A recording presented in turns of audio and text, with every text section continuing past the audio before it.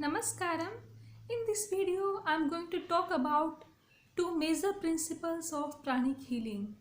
No matter any kind of healing you are doing, or no matter in which level of pranic healing you are, either you are an advanced healer, you are just a beginner, you should never forget these two principles, because these are the two main principles by which pranic healing, by which any energy healing is accomplished. So these two principles are cleaning and energizing. Cleaning is, by the process of cleaning, you clean the dirty energy, you clean the diseased energy, you clean the stale energy, the used up energy from the body, from the subtle body, and from the affected organs. And by energizing, then you give energy, the fresh prana, to that organ. So these are the two basic principles. Our body itself, it manifests this, our physical body also manifests these principles.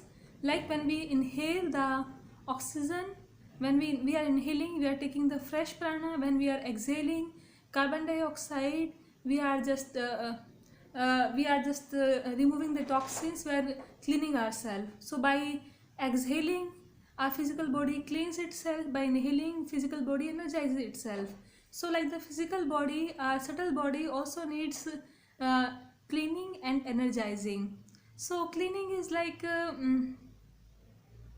suppose you want to clean a floor, right?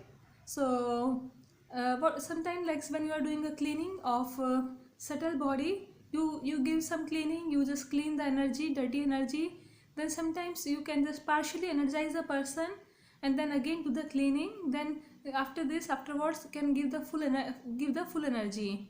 It's like if you are having a dirty floor, so first you clean the floor little bit, then because the dirt is very stubborn, then you add some soap, some water again, then again you cleanse it, then again you clean with the water. It's like this. So cleaning is very necessary procedure, because if you don't clean, you just only energize. So this is going to waste a lot of time and energy, and also body can have radical reaction with it. Radical reaction is like because body is trying to normalize it. It's like suppose you are having a cup of coffee. In the cup of coffee, you are pouring the cup of coffee. In the coffee there is half in the cup there is half coffee from other day, right? So the coffee in the cup is stale, it's not fresh coffee. And but what you are doing is just pouring the fresh coffee, inside. You want to make it complete fresh, you're pouring till all the stale comes out, right? So you are wasting a lot of coffee in the process, lot of time, lot of coffee, right? So same way, if you are doing the cleaning with, if you are doing the, and you just giving energy to somebody, you are just giving fresh prana to somebody, even without you're giving fresh prana to somebody without cleaning, you are just going to waste a lot of time and lot of energy, lot of prana with this. This is not something expected from a pranic healer. Cleaning is very necessary, and cleaning is also a procedure which differentiate usually pranic healing with other healing techniques. Like in traditional Reiki, usually there was not cleaning procedure, there was only energizing, giving Reiki. Nowadays people have made modifications in the Reiki after when pranic healing comes in the fashion. Because I myself was a grandmaster of Reiki, but after a few years of practice, I could feel there was stagnation in my hands. I could feel there was blockages. But then when I came to study pranic healing, so I learned that how much necessary it is to cleanse also. So cleaning is very necessary, very necessary procedure. You should before starting any healing, you should always cleanse. So initially when we cleanse the aura, so by cleansing the aura, we make the health rays very straight, we make them disentangled, right? By the cleaning procedure, we also seal the holes in the outer aura. By cleaning procedure, we clean the chakras. When we clean the chakras, the congested energy is also get balanced. The excess energy also get disintegrated. The excess energy also, you can just take it out. And with cleansing, suppose some area is having pranic depletion, but the nearby area is having congestion. So if by cleansing, suppose you are just cleansing the meridians, so by cleansing the meridians, the channels of the energy, so the prana can reach from one lack of prana area, like there is one part that is having depletion, one is having congestion. So from excess to depletion it will go. You must have always heard a principle that like energy flows from excess to lower, right? So in body also, when you cleanse the meridians, when you cleanse the channels, so by itself, by default, energy will flow, energy will be flowing from excess to the lack of the area. So cleansing is very necessary process.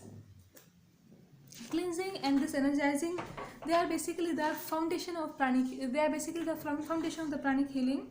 There is when I was talking about the radical reaction, there is an example, real life example.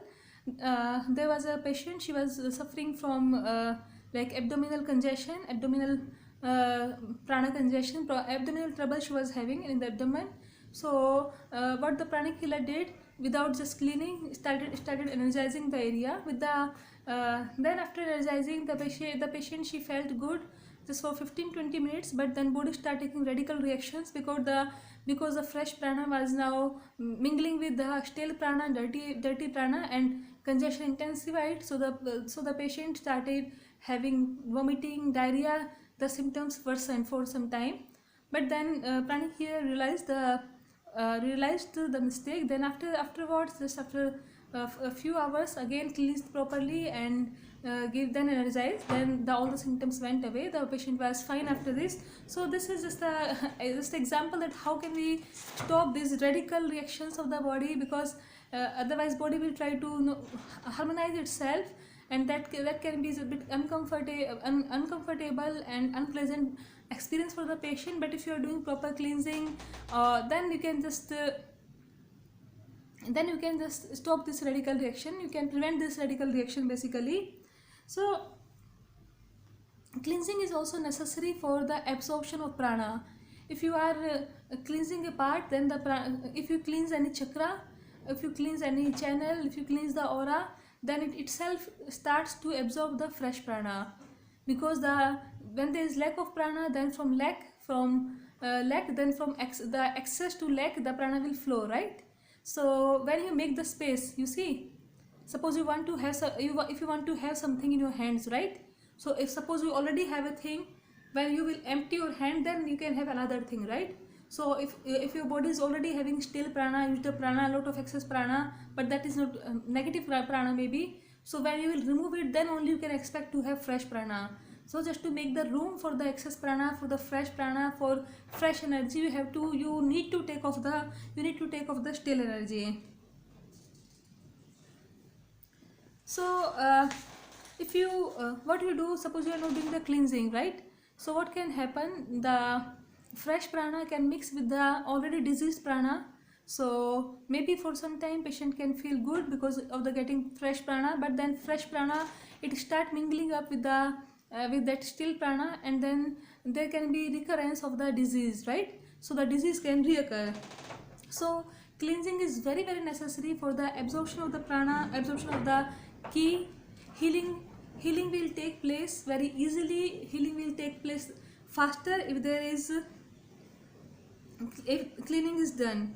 Cleaning also reduces the risk of damaging meridians, because suppose if you are giving a lot of prana, the excess of prana can damage the energy channels, the meridians and the chakras also. So but cleansing can help to reduce this risk, right? So cleansing can also help to prevent the radical reactions also. And in very simple cases, sometimes only cleansing is sufficient, right? Suppose and also like in cases of infants, children, sometimes only cleansing work, you don't even have to energize. Sometimes just very simple cases can be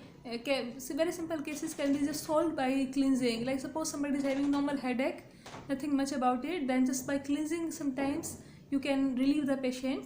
So cleansing is a very important aspect, and I was talking about the two principles, cleansing and energizing, right? So once you cleanse, then you can do energizing. So after cleansing comes the energizing process. Thank you.